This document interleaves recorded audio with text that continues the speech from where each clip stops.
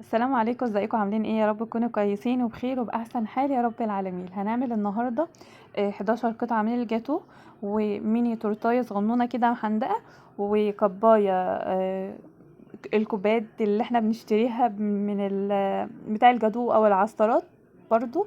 كل ده بربع كيلو دقيق سبونج وثلاث بيضات بمقادير اقتصاديه جدا جدا. هنعمل معانا كل الكميه دي.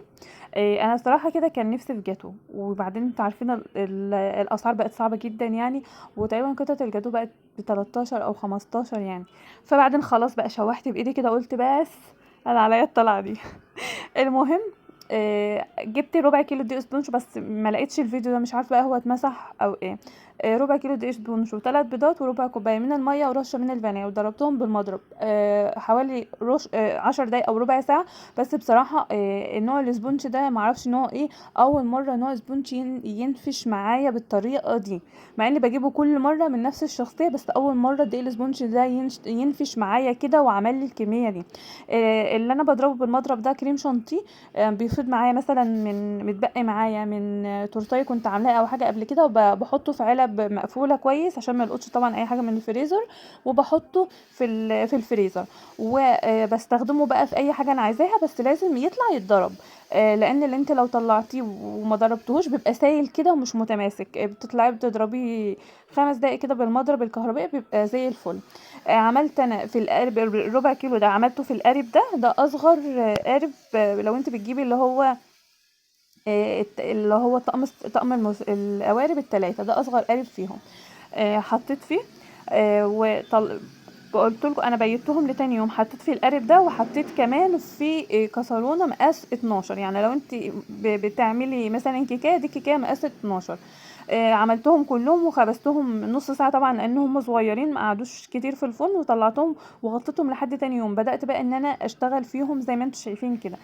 طلعت القالب بتاعي، شلت ورق الزبده من تحت، وقشرت الحته اللي هي تبقى الطبقه اللي كانها معجنه دي، وقمت قصاها مش قصاها، قمت قسماها بقى بالمنشار بتاعي. لو انت عندك سكينه طويله ممكن تقسمي بيها، بس بصراحه انا عمري ما عرفت ان انا اقسمها بالسكينه، دايما كانت بتطلع حته طويله، قصدي حته عاليه وحته واطيه، فالمنشار سهل عليا في الحوار ده كتير. وبسقيها بقى بشربات خفيف. الشربات ده كوبايه ميه وكوبايه سكر ورشه بس من الفانيليا، واول يعني ما يغلى كده تقوم عصره ليمون، بس انا بصراحه ما بعملهاش يعني، بغليهم بس كده مع بعض وخلاص. وبحطهم عندي في التلاجة لأي حاجة كيكية أنا عايزة أعملها.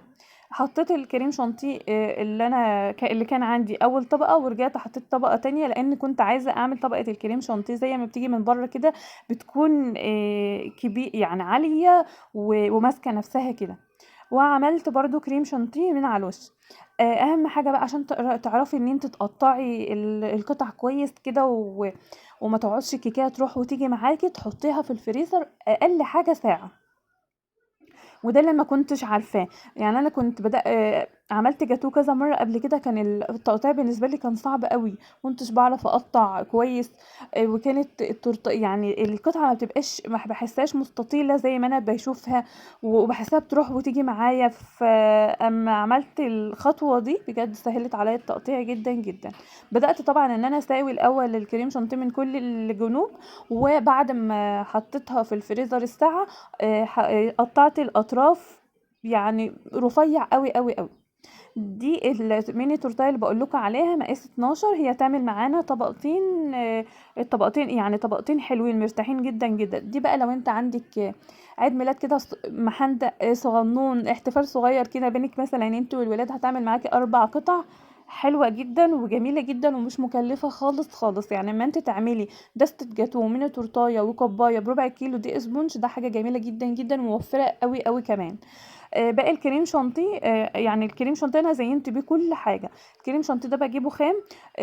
لو انت مثلا هتستخدمي كوبايه من الكريم شانتيه، هتاخدي عليها 3/4 كوبايه من الميه المتلجه او اللبن المتلج، بس انا بحب اعمله بميه وسكر على حسب الحاجة، وبحط مقلعتين يا اما كريمة لباني يا اما كريم باستري على حسب اللي موجود، بيدوها كده دسامة شوية. ورشة قصدي نقطة من الفانيليا السايلة.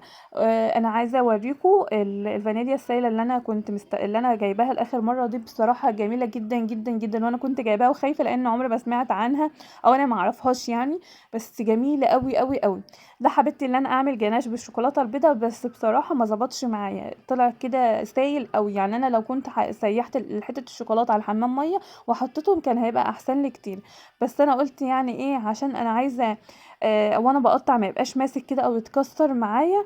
بس الجناش بالشوكولاته البيضاء مش عارفه اصلا، انا عمري ما شفت حد بيعمل جناش بالشوكولاته البيضاء، بس انا مش عارفه عملته ليه. ما بيبقاش حلو بصراحه، اللي بالشوكولاته البني بيبقى احلى كتير. بعد ما حطيتها في الفريزر الساعه زي ما قلت لكم، شفت اتقطعت معايا بمنتهى السهوله، ما كانتش بتروح ولا تيجي ولا اي حاجه، كانت سهله قوي قوي قوي. عملت معايا 1 2 3 4 5 خمسة خمسة، مش هم 10 او 11، مش عارفه، يبقى هم 5، معرفتش اعد. وده الجناش اللي انا كنت عاملاه بالشوكولاته البني، بس كنت زودت اللبن شويه، حسيته سايل بقى، سايل، خصوصا ان دي شوكولاته بالحليب، يعني الشوكولاته السما اللي انا بجيبها، لا دي شوكولاته بالحليب بتاعه دريم. المهم بعد ما انا خلصت بقى التورمين والتورتيه وزوقتها كده، كله تزيين بسيط قوي ما فيهوش حاجه، لان انا عاملاه يعني للبيت. الاطراف اللي انا قطعتها من وانا بظبط الجاتو حطيتها في الكوبايه. باقي الشوكولاته اللي كانت في الطبق اللي انا كنت بزين فيه شلتها. ما هدرتش اي حاجه، مفيش اي حاجه ولو صغيره لا اترمت ولا اتبقت ولا اي حاجه. شويه الكريم شانتيه متبقيين بقيت احط بين الطبقات شويه المكسرات او الفول اللي انت محمصاهم، وبشراه كده حطيته في كل حاجه. كان عندي بس صوص كراميل من فتره، بقيت ازين بيه يعني حاجه مختلفه، ما كانش عندي غير الحاجات اللي انا زينت بيها دي. عملت معايا بجد الجاتو والميني تورتايه والكوبايه كانوا طعمهم جميل جدا، حلوين قوي. دايما نسمي الله كده واحنا بنعمل الحاجه، ونعملها كده بحب، ونقول يعني ايه، بتمنى من جوايا ان هي بتبص ما تبصش، عشان خلاص هدر الموارد ما عادش ينفع في الغلاء اللي احنا فيه ده. وبكده يكون الفيديو بتاعنا انتهى، يا رب يكون عجبكم واستفدتوا منه ولو بحاجه بسيطه. ولو انتوا بتشوفوني اول مره من خلال الفيديو ده واستفدتوا من الفيديو بتاعي وعجبكم الفيديو بتاعي، ما تنسوش تعملوا متابعه للبيتش لو بتشوفوني من على الفيسبوك، ولو بتشوفوني من على اليوتيوب تعملوا لايك واشتراك في القناه. والسلام عليكم ورحمه الله.